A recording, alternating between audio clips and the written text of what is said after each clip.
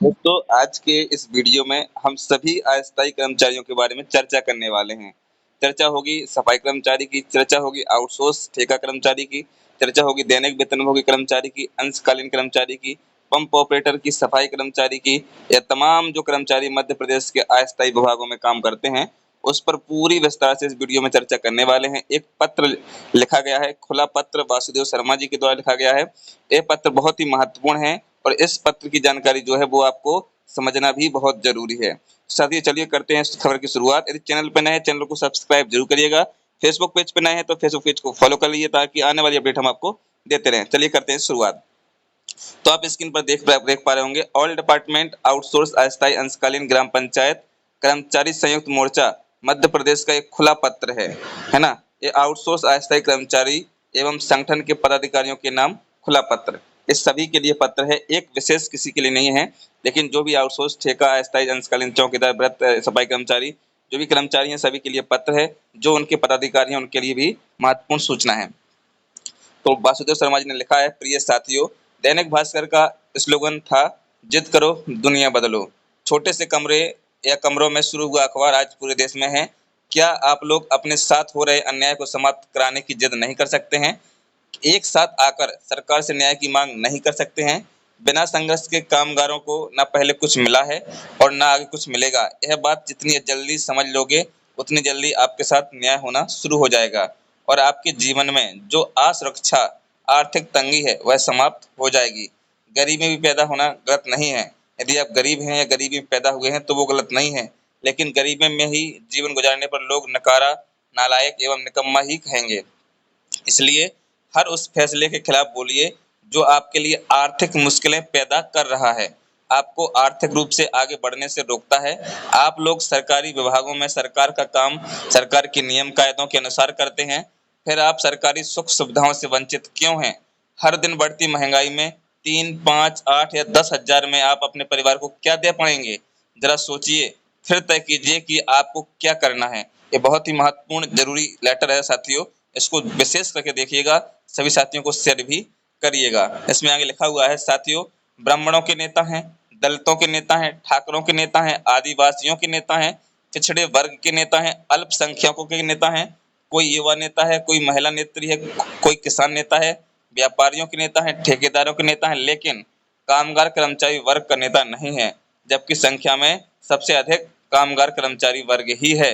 यह सरकारी दफ्तरों से लेकर दुकानों तक, खेतों से लेकर कारखानों तक में काम करते हुए मिल जाएगा, जिनकी संख्या करोड़ों में है। इसके बाद भी कोई पार्टी कामगार कर्मचारी वर्ग की बात क्यों नहीं करती? जरा आप सोचिए। इसलिए साथियों, चुनाव लड़ने के लिए नहीं, आपके सवालों को उठाने के लिए अपना नेता तैयार कीजिए। जो आपके मुद्दे उठा रहा है उसका साथ दीजिए, तभी सरकार डरेगी और आपको सफलता मिलेगी। पंचायतों में चौकीदारों, भ्रतों, पंप ऑपरेटरों, सफाई कर्मचारियों से 2-3 हजार रुपए में, स्कूली छात्रावासों में अंशकालीन कर्मचारियों से 4-5 हजार में, अस्पतालों के ward boy, house keeping staff, सफाई कर्मचारियों, सुरक्षा गार्डों से 7 से 9 हजार रुपए और कंप्यूटर ऑपरेटरों से 9-10 हजार रुपए में सरकार काम करा रही है। इसे समाज का कोई व्यक्ति जायज नहीं कर सकता। इसलिए हमें अपने साथ हो रहे अन्याय को जन आंदोलन में बदलने की जरूरत है। सरकार बदनामी से डरती है। ऑल डिपार्टमेंट आउटसोर्स अस्थायी कर्मचारी मोर्चा मध्य प्रदेश कुछ समय से सरकारी एवं गैर सरकारी क्षेत्र में कार्यरत कामगार कर्मचारी वर्ग को एक साथ लाकर संघर्ष कर रहा है। न्यूनतम वेतन एवं नौकरी में सुरक्षा के मुद्दे पर जिला एवं भोपाल स्तर पर निरंतर आंदोलनात्मक गतिविधियां चलें, जिसके कारण कि 2 साल की अल्प अवधि में आउटसोर्स अस्थायी कर्मचारियों के सवाल सरकार, प्रशासन, राजनीति एवं मीडिया के अंदर चर्चा में आए हैं। भाजपा और कांग्रेस दोनों ही प्रमुख पार्टियों को अपने चुनावी घोषणा पत्रों में आउटसोर्स अस्थायी कर्मचारियों को नियमित कर न्याय करने का वादा भी करना पड़ा है। हमसे किए गए वादे को पूरा कराने के लिए भी हम मिलकर नहीं बोलेंगे, तब हमारे साथ वही होता रहेगा जो 15 से 20 साल से होता आ रहा है। इसलिए हम सबको हो रहे अन्याय को समाप्त कराने की जिद करनी होगी, तभी न्याय हो सकेगा। साथियों, असंभव कुछ नहीं है। जब 500 रुपए का शिक्षाकर्मी 70 हजार का शिक्षक बन सकता है, 300 रुपए का पंचायत कर्मी 40 हजार का सचिव कहला सकता है, घर पर बुलाकर बच्चों को पढ़ाने वाला गुरुजी शिक्षक बन जाता है, तो 10 से 12 घंटे सरकारी दफ्तर में सरकारी काम करके आप लोग सरकारी कर्मचारी क्यों नहीं बन सकते हैं? मेरा मानना है बन सकते हो, बशर्ते है आप भी शिक्षा कर्मियों की तरह एकजुट होकर लक्ष्य तय करके संघर्ष करें। सफलता जरूर मिलेगी। जिस तरह आपको नौकरी में सुरक्षा जरूरी है, उसी तरह राजनीतिक पार्टियों के लिए सरकार जरूरी है। बिना सरकार के वे शून्य है, इसलिए सरकार को डराने की ताकत तैयार कीजिए, तभी आप शिक्षा कर्मियों की तरह जीत हासिल कर सकेंगे। इसलिए साथियों, संगठन के साथ आइए और मिलकर अपने हक के सवालों को उठाइए।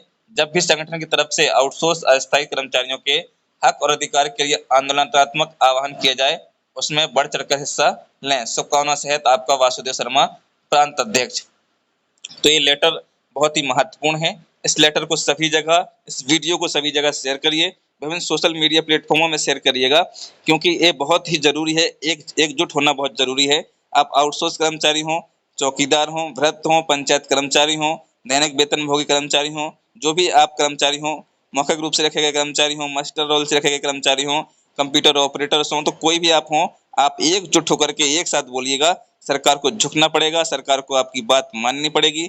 साथियों, एक इकट्ठा होइए, एक नेता चुनिए, एक अपना विभाग का नेता प्रमुख रूप से चुनिएगा, जो आपके मुद्दे को हर प्रकार से उठा सके। ऐसा नहीं चुनिएगा कि सिर्फ मुख्य रूप से आपका कॉल या मैसेज भी ना उठाए। एक ऐसा नेता चुनिएगा जो आपकी हर बात को लेकर के सरकार तक पहुंच सके। साथियों, इस लेटर के बारे में आपकी क्या राय, हमें कमेंट बॉक्स में बताइएगा, और वीडियो को ज़्यादा से ज़्यादा शेयर करिएगा। चैनल को सब्सक्राइब करिएगा। फेसबुक पेज पे नए हैं तो फेसबुक पेज को फॉलो करिएगा। मिलते हैं नए वीडियो में जल्द ही। जय हिंद, जय भारत।